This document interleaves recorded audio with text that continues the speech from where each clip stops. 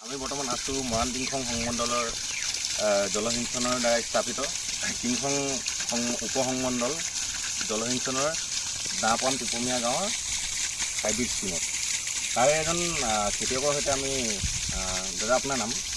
মোৰ নাম মণিচুল। আপুনি এই স্কিমটো যিহেতু চলাই আছে আপুনি কেনেদৰে মানে লাভান্বিত হৈছে মানে কি আপোনাৰ সুবিধা হৈছে?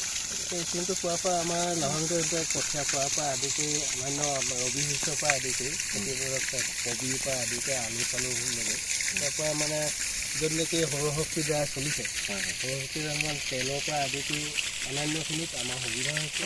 আৰু ধৰি লওক মেচিনৰ অকল মেচিনটোৰ কথাই নহয় মানে সৌৰশক্তি কাৰেণ্টৰ এনেকুৱা পৰা আমাৰ সুবিধা হৈছে। তেল কিনিব লগা হোৱা নাই।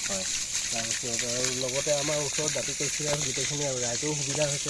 পানী ল'ব পৰা গৈছে। এইবিলাকে আৰু খেতিৰ আপোনালোকে কিমানখিনি মানে আগৰ তুলনাত মানে এতিয়া কিমান খেতি আপোনালোকে মানে আগবঢ়াব পাৰিছে? বেছি যথেষ্ট মানে আগৰ তুলনাত এতিয়া মানে আগতে পানীটো অসুবিধা হোৱাৰ কাৰণে আমাৰ খেতি পথাৰৰ কাৰণে কৰিব পৰা নাযায়। যেনে ধৰি লওক আলু ৰবি শস্যত পানী দিব পৰা নাযায়। এতিয়া পানী দিব পৰা কিছুখিনি সুবিধা হৈছে পানী যোগানটো পোৱাকৈ। তাকে ঠিক আছে, ধন্যবাদ আপোনাৰ কথা জনাতে।